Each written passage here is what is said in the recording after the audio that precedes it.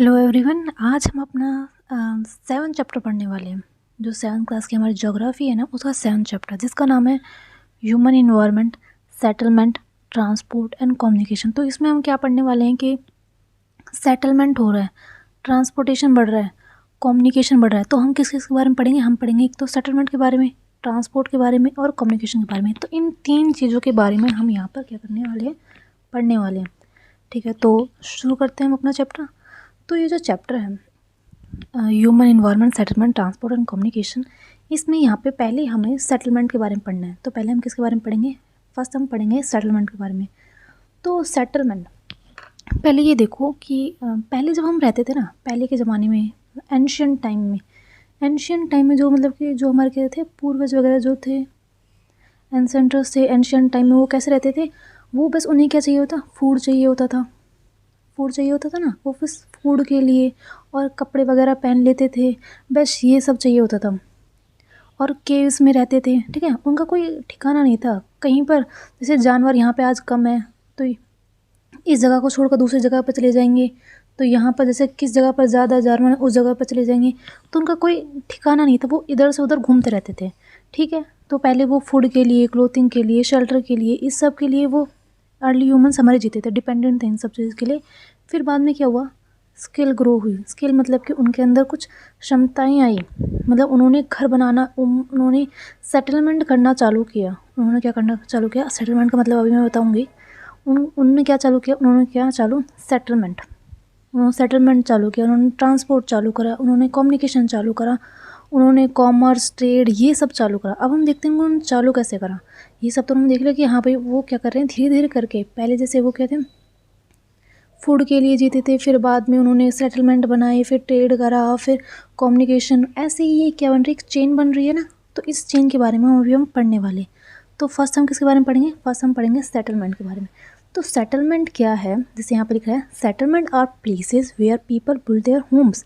मतलब कि सेटलमेंट, जैसे मान लो ये कोई जगह है, यहाँ पे लोग रह रहे हैं, उन्होंने अपने घर बनाया हुआ। तो ये जो घर में लोग रह रहे हैं ना, इसको ही हम क्या कहते हैं? इसको ही हम कहते हैं सेटलमेंट। यही हमारा सेटलमेंट है, जहाँ पर लोगों ने अपने घर बना लिया और वो रह रहे हैं, उसको कहते हैं सेटलमेंट। पुराने समय में, एंशियंट टाइम में, सेटलमेंट हमारे कैसे होते थे? जैसे लोग कहाँ पर रहते थे, जो पुराने, उन्हें क्या चाहिए होता था? खाना चाहिए होता था। मतलब क्या करते थे? हंटिंग करते थे। पहले उन्हें एग्रीकल्चर ये सब इतना डेवलपमेंट नहीं होता, पहले हम हंटिंग की बात कर रहे हैं। तो हंटिंग करते थे भाई, जहाँ पर जानवर ज़्यादा होंगे वहीं पर ही तो रहेंगे वो, है ना। जहाँ पर ज़्यादा रहेंगे जानवर तो वहीं पे वो आसानी से हंटिंग कर पाएंगे। जहाँ पर कम जानवर, वहाँ पर उनको जानवर मिल नहीं रहा, मतलब उनको फूड नहीं मिल रहा, तो वो सिर्फ फूड के लिए जीते थे पहले टाइम में। तो उनका सेटलमेंट क्या नहीं था? फिक्स नहीं था पहले, पर उनका सेटलमेंट फिक्स नहीं था ना। तो जैसे कि आज यहाँ पर है तो कल यहाँ पर, तो एक जगह से दूसरी जगह वो क्या करते रहते थे? घूमते रहते थे। फिर बाद में क्या हुआ? फिर बाद में आ गया हमारा एग्रीकल्चर मतलब कि खेती करना। उन्होंने खेती करना स्टार्ट कर दिया, उन्होंने खेती करना शुरू किया। अब एग्रीकल्चर ढंग से कहाँ पे होता है? मतलब कि बहुत ही अच्छी जगह पे कहाँ पर होता है? जहाँ पर फर्टाइल सॉइल होती है, जहाँ पर उपजाऊ क्या होती है? मिट्टी होती है। जहाँ पर क्या होती है? फर्टाइल सॉइल होती है। तो वहाँ पे क्या करेंगे? ऑब्वियसली वो एग्रीकल्चर करेंगे। अब फर्टाइल सॉइल मैंने क्या बताया था? फर्टाइल सॉइल कहाँ पे होती है? फर्टाइल सॉइल होती है हमारी रिवर वैलीज़ के पास। अब रिवर वैलीज़ क्या होते हैं, मैं बता देती हूँ। रिवर वैलीज़ क्या होता है, देखो। रिवर वैलीज़, जैसे मान लो ये क्या है, हमारी एक नदी है, ये नदी है। तो नदी अपने साथ क्या लेके आती है? छोटे छोटे सेडिमेंट्स लेके आती है। सेडिमेंट्स मतलब कि मिट्टी अपने साथ लेके आ रही है, छोटे छोटे पत्थर लेके आती है। तो वो क्या करते हैं ना, अपने साइड वाले एरियाज़ जो है ना, जैसे ये वाला एरिया है, ये वाला एरिया से यहाँ पे क्या कर देती है? वो कर देती है यहाँ पे डिपॉजिट। जैसे यहाँ पे उसने डिपॉजिट कर दिए, तो ये क्या होगी? रिवर की वैली। तो इनके पास वाले जो एरिया होंगे ना, ये बहुत ही ज़्यादा क्या होंगे? फर्टाइल होंगे। क्या होंगे? फर्टाइल। तो यहाँ पर जहाँ पर फर्टाइल सॉइल होगी वहीं पे एग्रीकल्चर बहुत ही अच्छा होगा। तो मतलब कि पिछले समय में लोगों का सेटलमेंट, पहला सेटलमेंट जहाँ पर हंटिंग ज़्यादा है वहाँ पे रहते थे। फिर एग्रीकल्चर में सेटलमेंट कहाँ पे होगा? जहाँ पर रिवर वैली के पास, ऑब्वियसली, क्योंकि रिवर वैली के पास क्या है?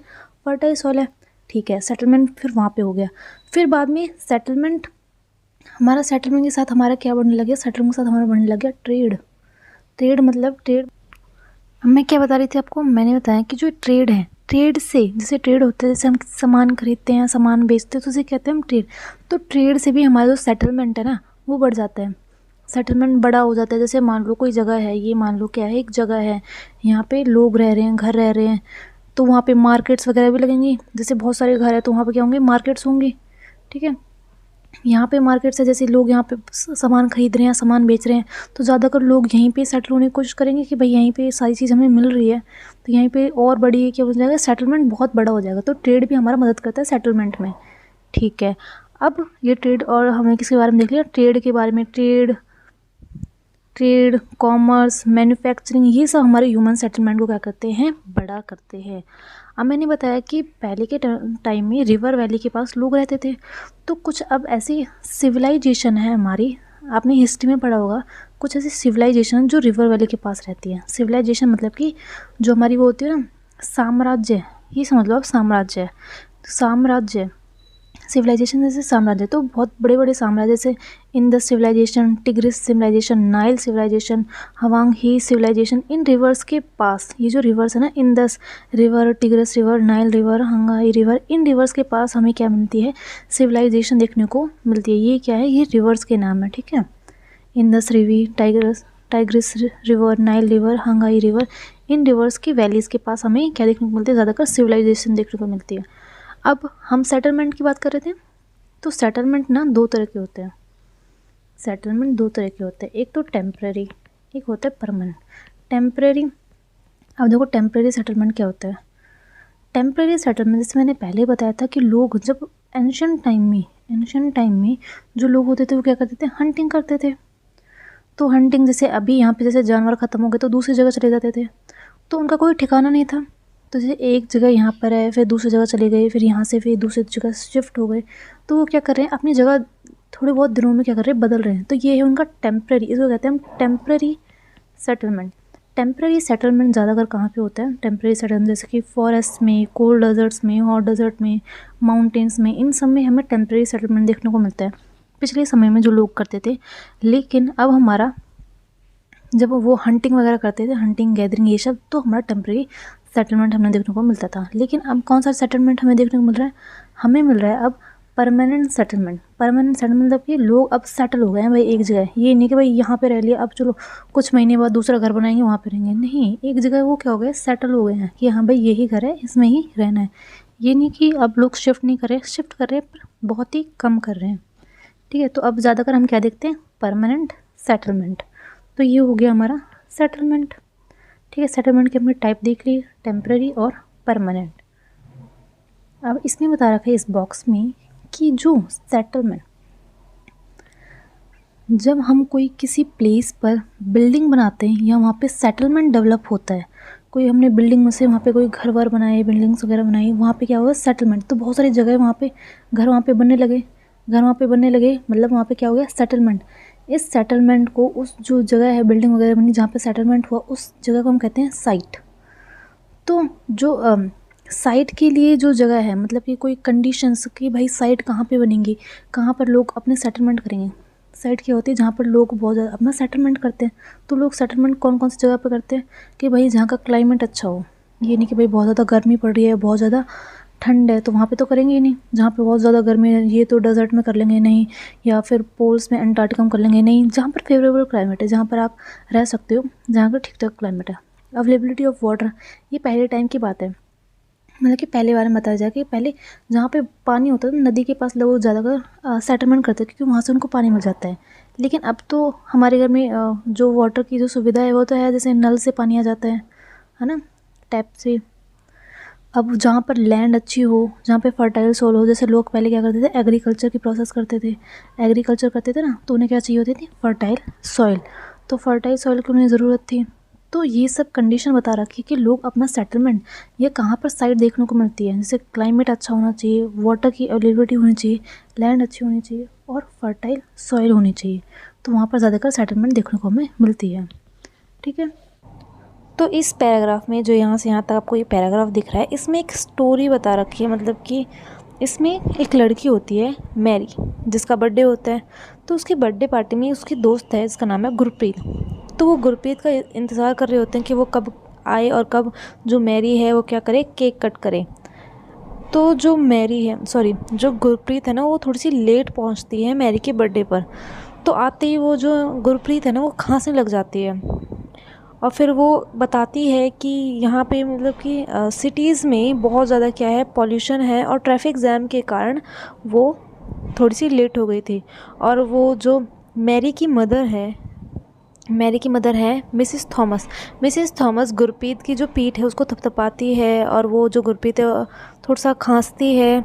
फिर बाद में उनका ही एक दोस्त है, क्या नाम है उसका, उसका नाम है प्रसाद। वो अभी थोड़ी रिसेंटली टाइम में ही अपने विलेज से, अपने गांव से कहाँ पे आया, सिटीज़ में अभी रिसेंटली टाइम आया है। और वो कहता है कि भाई ये जो सिटीज़ में है, वो सिटीज़ में इतना पॉल्यूशन, जो पॉल्यूशन है वो इतना क्यों होता है। तो फिर मैरी के जो फादर है मिस्टर थॉमस, वो रिप्लाई करते हैं क्योंकि सिटीज़ में पॉपुलेशन बहुत ज़्यादा है, पॉपुलेशन होने के कारण जो यहाँ पे व्हीकल्स हैं, मतलब कि जो गाड़ियाँ हैं वो बहुत ज़्यादा है, और गाड़ियाँ क्या करती हैं, पॉल्यूशन करती हैं। फिर उसी बात पर मैरी कहती है कि अच्छा तो फिर यहाँ पे लोग आके रह क्यों रहे हैं, यहाँ पे लोग क्यों आते हैं। तो फिर उसकी माँ, मैरी की माँ कहती है कि यहाँ पर लोग इसलिए आते हैं क्योंकि उन्हें जॉब की तलाश होती है, क्योंकि सिटीज़ में जॉब्स होती हैं, अच्छी एजुकेशन होती है, और बहुत सारी मेडिकल फैसिलिटीज़ भी होती हैं, इसलिए वो आते हैं। फिर मैरी इस बात पे कहती है अच्छा ठीक है, वो यहाँ पे आ गए, तो अगर बहुत सारे लोग हमारे सिटीज़ में आ जाएंगे तो वो रहेंगे कहाँ पर रहेंगे। वो क्वेश्चन पूछते हैं कि अगर सिटीज़ में बहुत सारे लोग आ गए तो इतने सारे लोग रहेंगे क्यों। इस पर ही मैरी के फादर बोलते हैं वो जो लोग हैं वो रहेंगे जैसे कि, इसलिए तुम जैसे जगह जगह जो स्लम्स हैं, छोटी छोटी सी जो हट्स हैं, क्या है, हट्स हैं, उनमें आप देखते हो कि लोग रह रहे हैं स्लम्स में, बहुत ही गंदे गंदे एरियाज़ में, जहाँ पर बिल्कुल भी हाइजीन नहीं है, बहुत ही गंदा एरिया है। और वो कैसे ना एडजस्ट करके वहाँ पर क्या करते हैं, रहते हैं। और यहाँ पर जैसे कि यहाँ पे वाटर सप्लाई भी नहीं है, ना ही यहाँ पे पावर सप्लाई है। तो ये जो वाटर सप्लाई, पावर सप्लाई की जो प्रॉब्लम है वो सिटीज़ में क्या हो गई हैं, कॉमन सी हो गई हैं। तो प्रसाद कहता है, प्रसाद जो लड़का था वो कहता है कि हमारे विलेज में बहुत बड़े बड़े स्कूल तो नहीं है, बहुत बड़े बड़े हॉस्पिटल नहीं है, सिनेमा हॉल्स नहीं है, लेकिन हमारे विलेज में बहुत सारी क्या है, जगह है, लैंड है। वहाँ पे लोग थोड़ी खुले तरीके से रहते हैं, मतलब ऐसे बिछे बिछे से घर नहीं है, ऐसे स्लम्स नहीं बने हुए हैं, और वहाँ पे फ्रेश एयर है। फिर वो बाद में जो प्रसाद है वो कहता है लेकिन इतनी सारी चीज़ तो नहीं है हमारे में, स्कूल, हॉस्पिटल्स। इसलिए हमारे जो ग्रैंडफादर थे, मेरे जो ग्रैंडफादर थे, वो एक बार बीमार हुए थे तो हमें सिटी के हॉस्पिटल में उन्हें लेके आना पड़ा, हमें विलेज से सिटी आना पड़ा उन्हें उनका इलाज करवाने के लिए। तो ये इस पूरी स्टोरी में लिखा हुआ है। अब इस पूरी स्टोरी में जो हमने पढ़ा है इसका फ़ायदा क्या है, इसमें 2 सेटलमेंट के बारे में बता रखा है। कौन सा सेटलमेंट, एक तो रूरल सेटलमेंट के बारे में बता रखा है, और एक सिटी के सेटलमेंट के बारे में बता रखा है। भाई रूरल में कैसा होता है, सिटी को हम क्या कहते हैं, अर्बन सेटलमेंट भी करते हैं, ठीक है। तो एक रूरल सेटलमेंट और अर्बन सेटलमेंट के बारे में बता रखा है कि रूरल में कैसे लोग खुले खुले से रहते हैं, अर्बन में कैसे सिटीज़ में बिछे बिछे जगह पर रहते हैं, जगह कम होती है, वो सब बता रखा है। तो वो अभी तो हमने ऊपर वाले में क्या पढ़ा, मैंने बताया कि इससे जो ऊपर जो कन्वर्सेशन थी उससे हमने क्या समझा, उससे हमने समझा 2 तरह के सेटलमेंट। कौन से, एक रूरल सेटलमेंट और एक अर्बन सेटलमेंट। तो पहले हम रूरल सेटलमेंट की बात करते हैं। रूरल सेटलमेंट में आती है हमारी विलेज मतलब कि जो गाँव में जो लोग रहते हैं ना वो आते हैं हमारे। अब गाँव में लोग क्या रहते हैं, जैसे विलेज में लोग रहते हैं वो ज़्यादातर क्या करते हैं, एग्रीकल्चर करते हैं, फ़िशिंग करते हैं, फॉरेस्ट्री करते हैं, क्राफ्ट्स वर्क करते हैं, ट्रेडिंग करते हैं। ये सब काम जो क्या करते हैं रूरल एरियाज़ में, जो विलेजेस में जो लोग रहते हैं वो करते हैं, मतलब कि खेती बाड़ी, फ़िश को पकड़ना, ये सब काम वो क्या करते हैं। अब हमारा रूरल एरिया में 2 तरह के सेटलमेंट होते हैं, एक कॉम्पैक्ट सेटलमेंट और एक होता है स्कैटर्ड सेटलमेंट। तो इन दोनों पिक्चर्स को देख के आपको समझ में आ रहा होगा थोड़ा बहुत, तो कॉम्पैक्ट सेटलमेंट और स्कैटर्ड सेटलमेंट क्या होता है। तो देखो पहले कॉम्पैक्ट सेटलमेंट जहाँ पर जो लैंड है वो क्या रहती है, वो रहती है हमारी फ्लैट, बिल्कुल सीधी लैंड रहती है, कोई भी अप डाउन, कोई भी ऐसा कुछ अप डाउन नहीं है, बिल्कुल सीधी लैंड है। अगर सीधी लैंड है तो यहाँ पर लोग घर भी ज़्यादा बनेंगे, तो घर ज़्यादा बनाएंगे तो क्या हो जाएगा, बिल्कुल एकदम कॉम्पैक्ट बन जाएगा, मतलब घर के साइड में घर बन रहे हैं। तो ये होता है हमारा कॉम्पैक्ट, जहाँ पर लैंड बिल्कुल फ्लैट रहती है, और एक कॉम्पैक्ट मतलब थोड़े से घर जो है पास हैं, ठीक है। तो ये हो गया हमारा कॉम्पैक्ट सेटलमेंट। अब आता है हमारा स्कैटर सेटलमेंट वहाँ पे होता है जहाँ पर थोड़ा सा हिली एरियाज़ मतलब कि जहाँ पर पहाड़ वगैरह होते हैं। तो यहाँ पे पहाड़ के आसपास लोग क्या बनाते हैं, यहाँ पे घर बनाते हैं। तो यहाँ पे कम ही घर हमें देखने को मिलते हैं, जैसे मान लो एक घर यहाँ पे है, तो एक घर हमारा यहाँ पे है, तो हमारे घर जो है ना वो बहुत क्या होते हैं, दूर दूर होते हैं। क्या होते हैं, एक डिस्टेंस पर होते हैं, बहुत ज़्यादा दूर दूर होते हैं। तो उस दूर दूर को ही हम क्या कहते हैं, स्कैटर्ड सेटलमेंट, जहाँ पर लैंड कैसी होती है हमारी, कुछ इस तरह से। अब ये हमने पढ़ लिया कि रूरल में 2 सेटलमेंट होते हैं, एक कॉम्पैक्ट और एक स्कैटर्ड सेटलमेंट। ठीक है, ये हमने पढ़ लिया। अब रूरल एरियाज़ में ना लोग वहाँ के टेम्परेचर को देख कर, मतलब कि वहाँ पे टेम्परेचर किस तरह का है उस टेम्परेचर को देख के घर बनाते हैं।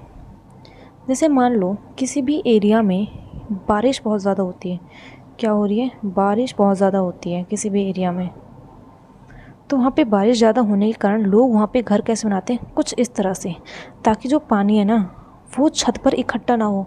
कुछ इस तरह से बनेंगे उनके उल्टा वी शेप में, जो उल्टे वी शेप में घर होते हैं, क्योंकि जो पानी है वो छत पर इकट्ठा ना हो, यहाँ से स्लाइड करके नीचे चला जाए। और वो क्या करते हैं, थोड़े से जो सरफेस है ना उससे थोड़ा सा ऊंचा बनाते हैं। जैसे मान लो ये नीचे वाला हमारा क्या है, सरफेस है, नीचे वाला क्या है हमारा, सरफेस है, उससे थोड़ा सा अब वो थोड़ा सा ऊंचा बनाएंगे, ताकि अगर नीचे जैसे पानी वगैरह भरा हो तो ऊपर थोड़े से घर रहे तो ठीक रहे, थोड़ा सा, तो थोड़ा सा ऊपर बनाते हैं। ठीक है, तो ये कहाँ की बात है, जहाँ पर क्या होता है, रेनफॉल होता है। देखो जैसे आपको ये घर दिख रहे हैं ना, ये रे घर इन्होंने थोड़ी सी एक हाइट पर बना रखे हैं, क्योंकि यहाँ पे क्या होते हैं, यहाँ पर होता है हमारा हॉट क्लाइमेट, और जहाँ पर भी हॉट क्लाइमेट होता है वहाँ पे बारिश बहुत ज़्यादा होती है। ठीक है, एक बात याद रखना, जहाँ पर भी हॉट क्लाइमेट होगा वहाँ पे बारिश बहुत ज़्यादा होगी। तो यहाँ पे बारिश बहुत ज़्यादा होती है, जिसके कारण लोग घर कुछ इस तरह से बनाते हैं, और वो थोड़ी सी एक हाइट पर बनाते हैं, सरफेस पे नहीं बनाते, वो थोड़ी सी एक हाइट पर बनाते हैं। तो ये जैसे इन लकड़ियों का इस्तेमाल कर रहे हैं, तो वहाँ पर जो विलेजेस में जो पाए जाते हैं, मिट्टी, स्टोन, क्ले, स्ट्रॉस, इनसे ये अपने घर बनाते हैं। ठीक है, ये विलेजेस की बात हो रही है। अब अर्बन सेटलमेंट के बारे में बता रखा है यहाँ पे कि अर्बन सेटलमेंट में ज़्यादातर लोग किस में इंगेज होते हैं, मैन्युफैक्चरिंग में, ट्रेडिंग में, सर्विसिंग, ज़्यादातर लोग ये काम करते हैं। तो अब हम बात कर रहे हैं ट्रांसपोर्ट की। हम किसकी बात कर रहे हैं, हम बात कर रहे हैं ट्रांसपोर्ट। तो ट्रांसपोर्ट का मतलब क्या होता है, ट्रांसपोर्ट का मतलब होता है एक जगह से दूसरी जगह जाना। एक जगह से दूसरी जगह या तो इंसान जा सकता है, मतलब इंसान जा सकता है, या फिर इंसान अपने साथ कुछ सामान वगैरह लेकर दूसरी जगह जाता है। मतलब एक जगह से दूसरी जगह इंसान जा रहे हैं, तो ये क्या होता है, एक जगह से दूसरी जगह जाना ही हमारा क्या है, ट्रांसपोर्ट है। ट्रांसपोर्ट का मतलब समझ में आ गया, एक जगह से दूसरी जगह जाना। तो पहले के टाइम में, पहले एंशियंट टाइम में, जब लोगों के पास ट्रांसपोर्ट का कोई साधन नहीं था, अभी तो हम देखते हैं कार वगैरह है, ये सब है, हम आराम से रह जाते हैं, लेकिन पहले के टाइम में ये सब, तो पहले के टाइम में सिर्फ लोग अपने पैरों का इस्तेमाल, मतलब चल कर जाते थे। एक लॉन्ग डिस्टेंस अगर उन्हें ट्रैवल करना हो, जैसे एक जगह से दूसरी जगह जाना है, तो वो कैसे जाते थे, चल कर जाते थे। तो उन्हें बहुत ज़्यादा क्या हो जाता था, टाइम लग जाता था, और टाइम के साथ उनकी एनर्जी भी वेस्ट होती थी। नहीं भाई कि वो पैदल चल के जा रहे हैं तो बहुत ज़्यादा एनर्जी चाहिए उसके लिए, तो उनकी एनर्जी भी बहुत ज़्यादा वेस्ट होती थी। फिर बाद में थोड़े जैसे टाइम गुजरता गया, फिर लोगों ने एनिमल्स का सहारा लेना स्टार्ट कर दिया। एनिमल्स मतलब कि वो एनिमल्स के साथ अब खुद एनिमल्स की मदद से वो एक जगह से दूसरी जगह जाते हैं, मतलब उनका एनिमल से थोड़ा सा ट्रांसपोर्ट ईजी हो गया था, थोड़ा सा ईजी हो गया था। फिर बाद में हमारा इन्वेंशन हो जाता है किसका, मतलब कि व्हील का हमारा इन्वेंशन हो जाता है। व्हील का इन्वेंशन हो गया। व्हील के इन्वेंशन के बाद ट्रांसपोर्ट बहुत ही ज़्यादा ईजी बन गया। ट्रांसपोर्ट काफ़ी इजी हो गया, एक जगह से दूसरी जगह जाना काफ़ी इजी हो गया। आप एक जगह से दूसरी जगह सामान जो ले जा रहे हो वो भी बहुत ही आसानी से ले जाते हो। लेकिन व्हील आने के बाद भी कुछ लोग अब भी किसका इस्तेमाल करते हैं, लोग या इस्तेमाल करते हैं एनिमल्स का ट्रांसपोर्ट के लिए। तो कौन कौन सी जगह पे लोग एनिमल्स का इस्तेमाल करते हैं, तो देखते हैं हम यहाँ पे। जैसे हमारी कंट्री में डोंकीज़, म्यूल्स, बुलकॉस, कैमल्स, ये सब हमारे इस्तेमाल होते हैं ट्रांसपोर्ट में। ये जानवरों के नाम हैं, ठीक है। तो ये सब इस्तेमाल होते हैं किसमें, ट्रांसपोर्ट में। मतलब कि एक जगह से अगर दूसरी जगह हम जा रहे हैं, अगर कोई इंसान बैठ के जा रहा है या कोई सामान रख के ले जा रहा है उन पर, तो ट्रांसपोर्ट के लिए अब ये हमारे अब भी कुछ जगहों पर ये इस्तेमाल होते हैं। और एंडीज़ माउंटेन कहाँ पर है, एंडीज़ माउंटेन है हमारा साउथ अमेरिका में। तो एंडीज़ माउंटेन में इलाम्स हमारा इस्तेमाल होता है, और तिब्बत में हमारा याक्स का इस्तेमाल होता है ट्रांसपोर्ट के लिए। तो ये कुछ जगह हैं जहाँ पर अभी एनिमल्स का इस्तेमाल होता है।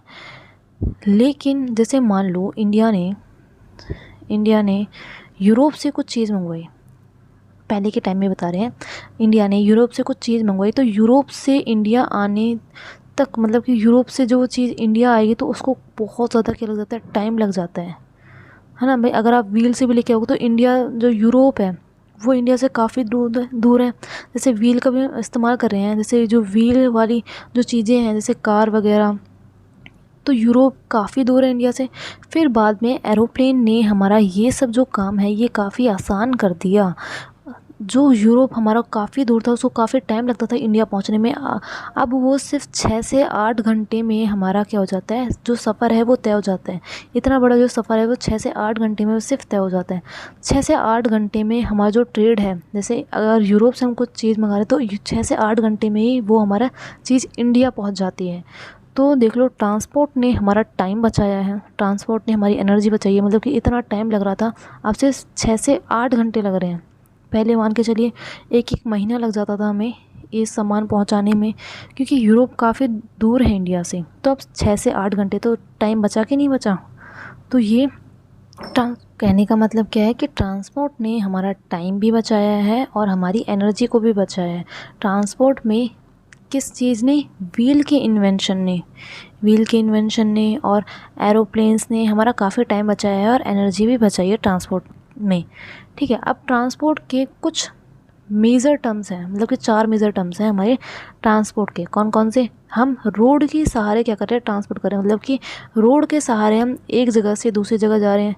रेलवेज़ के सहारे हम एक जगह से दूसरी जगह जा रहे हैं। वाटरवेज़ मतलब कि शिप्स में हम शिप्स के ज़रिए एक जगह से दूसरी जगह जा रहे हैं। एयरवेज एरोप्लेन के ज़रिए हम एक जगह। अब हम बात कर रहे हैं पहले जो मीन्स ऑफ ट्रांसपोर्ट है हमारा, रोडवेज़ के बारे में हम बात कर रहे हैं। तो रोडवेज़ ज़्यादातर जो लोग हैं वो किस ट्रांसपोर्ट में किसका इस्तेमाल करते हैं, ज़्यादातर लोग हमारा इस्तेमाल करते हैं रोडवेज़ का। आप देखते होंगे कुछ शॉर्ट डिस्टेंस के लिए, मतलब कि यहाँ पे कोई जगह है, यहाँ पे कोई जगह है, जैसे मान लो 3 घंटे का सफ़र है तो ज़्यादातर वो रोड का इस्तेमाल करते हैं। 3 घंटे 4 घंटे तो ज़्यादातर वो रोड का इस्तेमाल करते हैं। तो रोडवेज़ एक ऐसी चीज़ है जो बहुत ज़्यादा इस्तेमाल किया जाता है, काफ़ी ज़्यादा इस्तेमाल किया जाता है। और शॉर्ट डिस्टेंस और थोड़ा सा शॉर्ट डिस्टेंस से अगर शॉर्ट डिस्टेंस के लिए हम रोडवेज़ का इस्तेमाल करते हैं। अब जो ये रोड है हमारे, आपने देखा कुछ इस तरह से रोड होते हैं, है ना, ठीक है। तो रोड हमारे मेटल्ड भी हो सकते हैं और अनमेटल भी हो सकते हैं। मेटल मतलब कि जो पक्के रोड है, पक्के रोड कुछ इस तरह से। अनमेटल मतलब कि जो कच्चे हैं, जो थोड़े से मिट्टी के द्वारा बनाए गए रोड्स हैं, वो कुछ इस तरह से। तो ये तो हो गए हमारे मेटल और ये हो गए हमारे क्या, अनमेटल। तो कुछ पक्के रोड भी हो सकते हैं और कुछ कच्चे रोड भी हो सकते हैं। आप देखो रोडों में मतलब कि प्लेन्स में हमारे, जैसे कि इंडिया है तो इंडिया में ज़्यादातर हमें क्या देखने को मिलते हैं, ज़्यादातर हमें देखने को मिलते हैं रोड्स। इंडिया में ही नहीं, सारी जगहों में हमें ज़्यादातर रोड्स ही देखने को मिलते हैं। तो रोड ज़्यादातर इस्तेमाल किए जाते हैं और ज़्यादातर बहुत सारी कंट्रीज़ में रोड्स ही देखने को मिलते हैं, क्योंकि लोग जो हैं रोड्स का ही इस्तेमाल ज़्यादा करते हैं ट्रांसपोर्ट के लिए। ठीक है, अब हमारे इंडिया में एक हाईवे है, मनाली लेह हाईवे, जो कि कहाँ पर है, हिमालय माउंटेन्स में है। वो सबसे बड़ा रोडवेज़ माना जाता है वर्ल्ड का। कौन सा हाईवे, दोबारा से बता देती हूँ। हमारा हाईवे है मनाली लेह हाईवे। कौन सा हाईवे, मनाली लेह हाईवे, जो हिमालय माउंटेन्स में है। वो सबसे बड़ा हाईवे है वर्ल्ड का। अब यहाँ पे रोड्स के टाइप्स बता रखे हैं कि अगर रोड जो है अंडरग्राउंड बनाया जा रहा है, अंडरग्राउंड मतलब कि ज़मीन के नीचे बनाया जाता है, तो उसे बोलते हैं हम सबवेज या अंडरपाथ। अगर जैसे ये मान लो एक रोड है, इसके ऊपर एक रोड बना दिया, है ना, जैसे कभी कभी होता है ना, जैसे एक रोड है फिर ऊपर एक और रोड जा रहा है उसके, तो उसको कहते हैं हम फ्लाई ओवर्स। ठीक है, एक हमारा सबवेज होता है और एक होता है हमारा फ्लाई ओवर्स, जो रोड्स के ऊपर बनता है, थोड़े से ऊपर डिस्टेंस पर। तो ये हो गया हमारा क्या, रोडवेज़। ये पूरा रोडवेज़ है। अब यहाँ पे इंडिया में एक क्या है, एक इंडिया में हमारा गोल्डन क्वाड्रिलेटरल हाईवे। तो क्वाड्रिलेटर कैसे बनता है, क्वाड्रिलेटर हमारा कुछ इस तरह से बनता है। ये हमारा हो गया क्या, क्वाड्रिलेटर। ये क्वाड्रिलेटर के जो आपको 4 कोने दिखते हैं ना, ये 4 जगहों को क्या करते हैं, कनेक्ट करते हैं। जैसे कि दिल्ली, मुंबई, चेन्नई और कोलकाता, ये सबसे बड़ा गोल्डन क्वाड्रिलेटर है। ये जब कनेक्ट होते हैं ना आपस में, तो एक क्या बन जाता है, एक बन जाता है हमारा क्वाड्रिलेटर। इसलिए हम इसे, जब ये 4 जगहें हमारी कनेक्ट होती हैं तो हमारे क्वाड्रिलेटर बन जाता है। तो इसलिए हम इसको क्या कहते हैं, गोल्डन क्वाड्रिलेटर। ठीक है, तो ये हो गया हमारा गोल्डन क्वाड्रिलेटर और हमने क्या समझ लिया, रोडवेज़ को भी समझ लिया। अब हम इसके बाद समझने वाले, तो अब हम पढ़ने वाले हैं किसके बारे में, रेलवेज़ के बारे में। तो हमने रोडवेज़ पढ़ लिया, अब हम पढ़ रहे हैं रेलवेज़। तो रोडवेज़ हमारा होता है शॉर्ट डिस्टेंस के लिए। अब रेलवेज़ मतलब कि अगर किसी को बहुत ही लॉन्ग डिस्टेंस अगर ट्रेवल करना हो तो वो इस्तेमाल करते हैं रेलवेज़ का, जिस पे हमारी ट्रेन वगैरह ये सब चलती है। तो रेलवेज़ ज़्यादातर इस्तेमाल, पहले रेलवेज़ का इस्तेमाल हैवी गुड्स मतलब कि बहुत बड़े बड़े जो सामान थे, जैसे मालगाड़ियाँ होती है ना, उनमें माल भरा होता है, तो वो बहुत सारे सामान को एक जगह से दूसरी जगह पहुंचाने में बहुत ही ईज़िली से हम बहुत सारे सामान को एक साथ एक जगह से दूसरी जगह पहुंचा पाते थे रेलवेज़ के कारण। ठीक है, अब भी पहुंचा पाते हैं। फिर बाद में जब हमारा रेलवेज़ का जो इन्वेंशन हुआ, तो सबसे पहले हमें आई स्टीम इंजन, सबसे पहले स्टीम इंजन आई। फिर उसके बाद हमारा इंडस्ट्रियल रेवोल्यूशन हुआ। रेवोल्यूशन का मतलब होता है कुछ एकदम से कुछ क्या आना, चेंजमेंट आना। फिर रेलवेज़ के हमारे उसमें कुछ चेंजमेंट आया। पहले हमारे स्टीम की जो थी ट्रेन चलती थी, पहले स्टीम की ट्रेन चलती थी।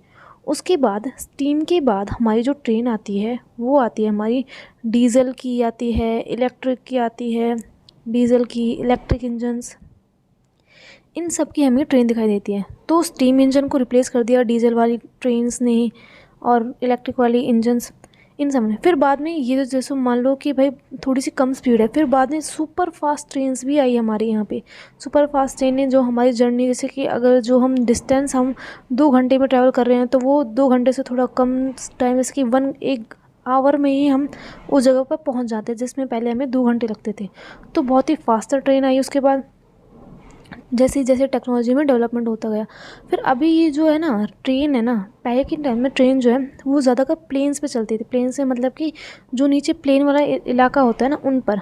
फिर बाद में हमने इनको माउंटेन्स पे भी जो रेल की पटरी है वो भी देखने को मिलती है। अब हमें माउंटेन्स पर ज़्यादा नहीं मिलती, हमें ज़्यादा नहीं मिलती है। ज़्यादातर हमें कहाँ पे मिलती है, ज़्यादातर मिलती है हमें प्लेन एरिया में, मतलब कि जो प्लेन होता है जिस पे हम चलते हैं, ये वाला प्लेन एरिया है। और जो पहाड़ वगैरह, प्लेट्यू वगैरह, ये हमारे थोड़े से ऊंचे स्टीपर, ये हमारे क्या हैं, लैंडफॉर्म्स हैं।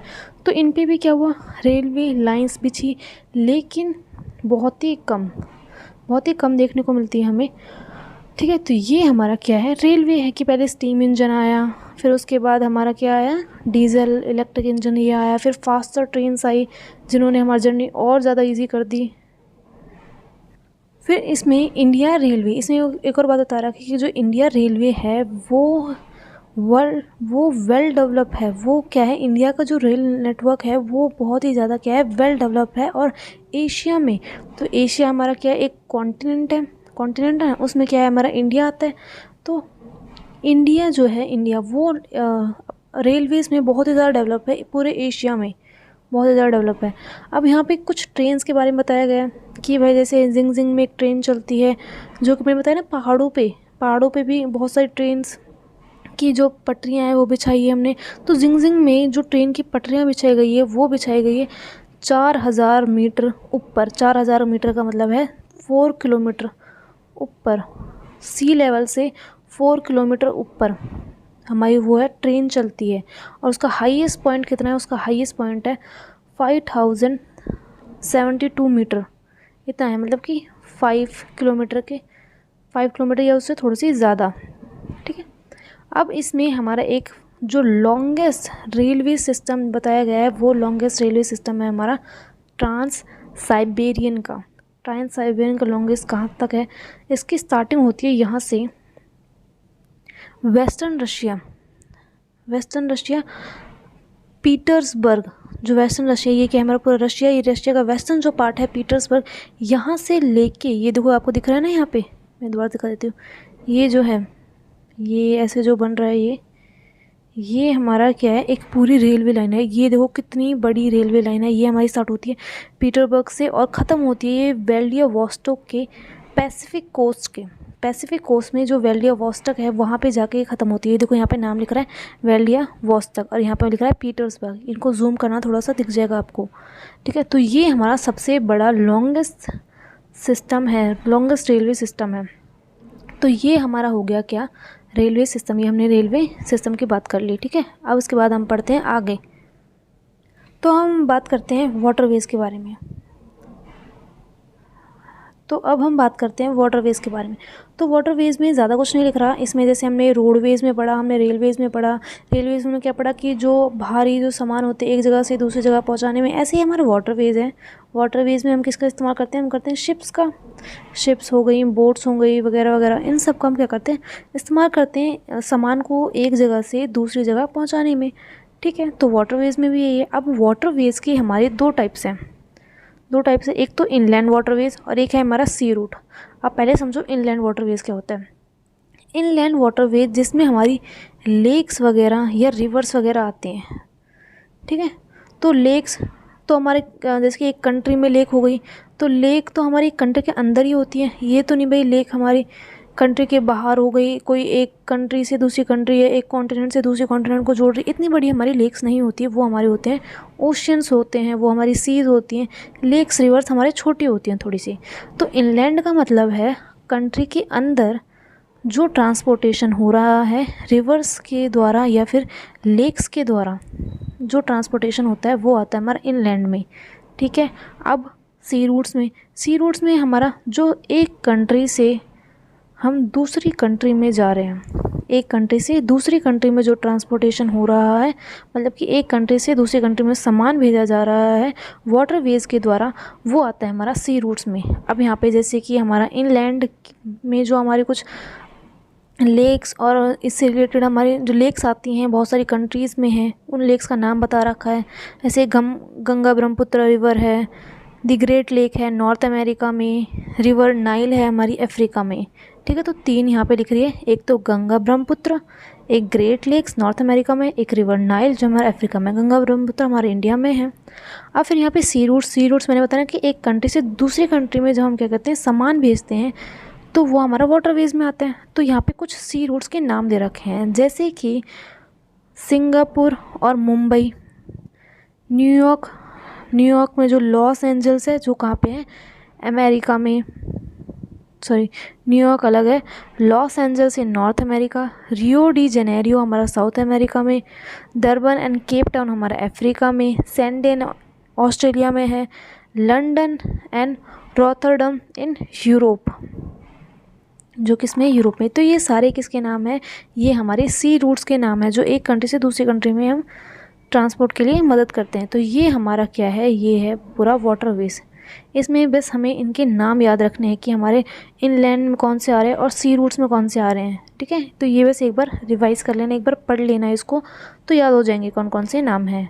बात कर रहे हैं एयरवेज़ की, तो हमने रेलवेज़ पढ़ लिया, रोडवेज़ पढ़ लिया, हमने वाटरवेज़ पढ़ लिया, अब हम पढ़ रहे हैं एयरवेज़। तो इन तीनों में से रेलवेज़, रोडवेज़ और वाटरवेज़, इनमें से जो फास्टेस्ट मोड है वो है हमारा एयरवेज़। मतलब कि अगर आपको बहुत ही जल्दी जाना है एक जगह से दूसरी जगह, तो आप किसका इस्तेमाल करते हो? आप इस्तेमाल करते हो एयरवेज़। तो एयरवेज़ में हमारे क्या क्या आते हैं? हेलीकॉप्टर आ गया, एरोप्लेन आ गया, ये हमारे किस में आते हैं? ये हमारे आते हैं एयरवेज़ में। ठीक है, तो एयरवेज़ फास्टेस्ट वे माना जाता है। एयरवेज़ का डेवलपमेंट हुआ था हमारा, कब एयरवेज़ का डेवलपमेंट हुआ था? 20वीं सेंचुरी में। अभी हमारी कौन सी सेंचुरी चल रही है? अभी हमारी चल रही है 21st सेंचुरी। ठीक है, तो 20वीं सेंचुरी में एयरवेज़ का हमारा डेवलपमेंट हो गया था। अब एयरवेज़ जितनी जल्दी आपको पहुंचाता है ना, उतना ही बहुत ज़्यादा क्या है? एक्सपेंसिव है, मतलब महंगा भी बहुत है। क्योंकि इसका जो फ्यूल है महंगा क्यों है? कि भाई जो इसमें फ्यूल इस्तेमाल होता है ना, वो बहुत ही ज़्यादा महंगा है। इसलिए लोगों को इसमें ट्रैवल करने के लिए बहुत ज़्यादा क्या चाहिए होता है? मनी चाहिए होते हैं, उन्हें पैसे चाहिए होते हैं। तो भाई ये क्या है? बहुत ही ज़्यादा कॉस्टली है या एक्सपेंसिव है। ठीक है, तो कभी कभार जैसे कि हमने देखा कि जैसे रोडवेज़ है, रेलवेज़ है और वाटरवेज़ है, ये जैसे कि एक जगह से दूसरी जगह क्या पहुंचा रहे हैं? सामान पहुंचा रहे हैं। कोई शॉर्ट डिस्टेंस के लिए, कोई लॉन्ग डिस्टेंस के लिए है। ठीक है, कोई बहुत सारा सामान ले जा रहा है एक बार में ही। तो ये तो एयरवेज़ भी वही है कि हाँ भाई ये भी क्या करता है? ट्रांसपोर्ट करता है सामान को, एक जगह से दूसरी जगह ले जाना, ये भी इस्तेमाल किया जाता है। लेकिन ये हमारा लोगों को रेस्क्यू करने में भी मदद करता है। रेस्क्यू करने में जैसे मान लो कहीं पर किसी जगह पर वहाँ पे क्या आ गया? भूकंप आ गया, अर्थक्वेक आ गया, वहाँ पे बहुत लोग क्या हो गए? मतलब बहुत लोग उसमें परेशानी में हैं, बहुत लोग मुसीबत में हैं, तो उनको बचाना, वहाँ से रेस्क्यू करना, वहाँ पे लोगों को बचाना, तो वहाँ पर वहाँ पर जल्दी पहुँचने के लिए हम किसका इस्तेमाल करते हैं? हम करते हैं रेलवेज़ का, सॉरी एयरवेज़ का। हम इस्तेमाल करते हैं एयरवेज़ का। हम जैसे हेलीकॉप्टर भेजते हैं, हेलीकॉप्टर में फिर वहाँ पे जैसे कहीं पे बाढ़ वगैरह आ जाती है, कहीं पे अर्थक्वेक आ जाते हैं, तो लोग वहाँ पे जैसे उनको रेस्क्यू करने के लिए, लोगों को रेस्क्यू करने के लिए हम इस्तेमाल करते हैं एयरवेज़ का, ताकि हम जल्दी से जल्दी बहुत सारे लोगों को क्या कर सकें? रेस्क्यू कर सकें। तो उसमें रेस्क्यू करने में हमारा एयरवेज़ का बहुत बड़ा हाथ है कि हम अगर लोगों को हमें जल्दी जल्दी रेस्क्यू करना है तो हम किसका इस्तेमाल करते हैं? हम करते हैं एयरवेज़ का। तो एयरवेज़ जैसे हम रोडवेज़ में देखते हैं कि भाई रोड्स पर जैसे गाड़ियों में कभी जाम लग जाते हैं, ठीक है। रोडवेज़ पर जैसे कभी मान लो जैसे हमारी कोई कार है, वो बहुत ही बेकार जो जगह है, खड्डे वगैरह, वहाँ पे कभी कार नहीं चल पाती है, तो ये सब जैसे उनकी प्रॉब्लम है। ऐसे एयरवेज़ में भी क्या प्रॉब्लम आती है? हाँ जी बिल्कुल, एयरवेज़ में भी प्रॉब्लम आती है। एयरवेज़ में क्या प्रॉब्लम आती है? एयरवेज़ में देखो क्या प्रॉब्लम आती है। जैसे मान लो एयरवेज़ कहाँ चल रहा है, मतलब कि एरोप्लेन, मान लो एरोप्लेन की हम बात कर रहे हैं, तो एरोप्लेन कहाँ चल रहा है? एक हाइट पर चल रहा है, मतलब कि बहुत आसमान में, आप ये बोल सकते हो कि एक हाइट पर चल रहा है आसमान में। तो वहाँ पे ना जैसे कि कभी कभार जैसे फॉग हो गई, धुंध वगैरह, स्टॉर्म्स, बहुत सारे बादल बन जाते हैं, वहाँ पे बिजलियाँ कड़कने लग जाती है, तो ख़राब मौसम हो जाता है। तो उसके कारण भी ना एयरप्लेन्स में ना, एरोप्लेन्स में बहुत सारी मतलब उनको परेशानियाँ झेलनी पड़ती हैं एरोप्लेन्स में। जैसे हमें रोडवेज़ में अगर रोड ख़राब हो, जैसे गाड़ियों को बहुत सारी परेशानियाँ झेलनी पड़ती है, ऐसे एरोप्लेन में भी होता है, ठीक है। अगर तो एयरप्लेन्स जो हमारे एयरवेज़ हैं वो उस जगह पे भी जा सकते हैं जहाँ पर रोडवेज़ ना हो, मतलब कि जहाँ पर रोड अच्छी तरह से डेवलप ना हुए, वहाँ जहाँ पे रोड नहीं है, जहाँ पर लोग कार वगैरह इनका इस्तेमाल नहीं करते, तो वहाँ पर भी वो जा सकते हैं। जैसे कि रिमोट एरिया, जहाँ पर मतलब कि ज़्यादा अगर डेवलपमेंट ना हो, उसको बोलते हैं हम रिमोट एरिया। तो मतलब ये रिमोट एरिया में भी जा सकते हैं, जहाँ पर रोड वगैरह ना हो, जहाँ पर रेलवे लाइन ना हो, जहाँ पे कोई सी वगैरह ना हो, तो वहाँ पर भी ये एयरवेज़ जा सकते हैं। अब यहाँ पे कुछ इंपॉर्टेंट एयरपोर्ट्स के नाम दिए गए हैं, जैसे कि दिल्ली में हमारा एयरपोर्ट है, मुंबई में है, न्यूयॉर्क में है, लंदन में है, पेरिस में है, फ्रैंकफर्ट में है और कैरियो में है। तो ये कुछ इंपॉर्टेंट नाम है जो आप याद रख लेना। तो ये हमारा क्या हो गया? ये हो गया हमारा एयरवेज़। ओके, अब हम पढ़ते हैं क्या? कम्युनिकेशन। बात कर रहे हैं आप किसकी? हम बात कर रहे हैं कम्युनिकेशन की। तो कम्युनिकेशन में भी ज़्यादा कुछ खास नहीं लिखा हुआ। कम्युनिकेशन मतलब क्या होता है? कम्युनिकेशन मतलब किसी की हम अपनी जो मैसेज है, मैसेज को हम किस पास, दूसरों के पास हम अपने मैसेज को कैसे पहुंचा रहे हैं, किस किस तरह से जो प्रोसेस है अपने मैसेज को दूसरों तक पहुंचा रहे हैं, उसी को हम कहते हैं क्या? कम्युनिकेशन। तो कम्युनिकेशन जैसे कि पहले कम्युनिकेशन कैसा था और अब कम्युनिकेशन कैसा है, तो वो इस फिगर में देखते हैं हम कैसे कैसे हमने कैसे डेवलपमेंट करा, क्या करा हमने? डेवलपमेंट करा। तो देखो इस पिक्चर में देखो, पहले हम कम्युनिकेशन कैसे कर रहे हैं? बातचीत से, विथ टॉक, कोई कन्वर्सेशन से हम क्या कर रहे हैं? कन्वर्सेशन कर रहे हैं, कम्युनिकेशन कर रहे हैं। फिर बाद में जैसे कि कबूतर के पैरों में चिट्ठियाँ बांध के हम एक जगह से दूसरी जगह भेज रहे हैं, तो ये भी क्या है? कम्युनिकेशन। मतलब हम अपने मैसेज को दूसरों की तरह पहुंचा रहे हैं, दूसरों से हम कैसे बात कर रहे हैं, ठीक है। फिर चिट्ठियों के द्वारा हम कम्युनिकेट कर रहे हैं एक दूसरे से, फिर न्यूज़पेपर के द्वारा, फिर बाद में अब जो जैसे कि सिनेमा हॉल्स हो गए, ये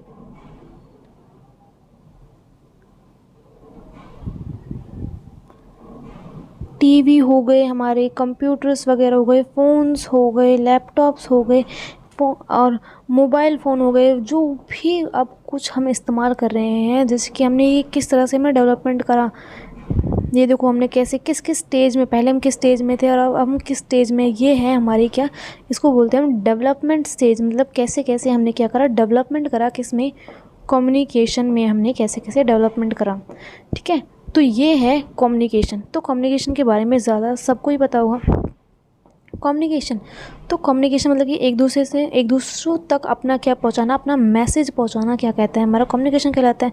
अब वो जैसे कि हम किसी को इन्फॉर्मेशन प्रोवाइड कर रहे हैं, उस मैसेज में हमारा इन्फॉर्मेशन देना, किसी को एजुकेट करना, मतलब कुछ एजुकेशन के बारे में, किसी को एंटरटेन करना, तो ये सब भी हमारे किस में आता है? ये सब भी हमारा कम्युनिकेशन में आता है। तो कम्युनिकेशन में जैसे हमारे रेडियो भी आते हैं, रेडियो आ गए, न्यूज़पेपर्स आ गए, हमारे जैसे टीवी वगैरह आ गई, ये सब आ गए ना, तो इसमें हम लार्ज पॉपुलेशन को क्या प्रोवाइड कर रहे हैं, इन्फॉर्मेशन प्रोवाइड कर रहे हैं, एंटरटेन कर रहे हैं लोगों को। तो ये लार्ज स्केल पर कर रहे हैं ना, बहुत सारी पॉपुलेशन को, बहुत बड़ी पॉपुलेशन को हम ये पहुंचा रहे हैं। तो इसलिए इन सब को हम क्या कहते हैं, इन सबको हम कहते हैं मास मीडिया।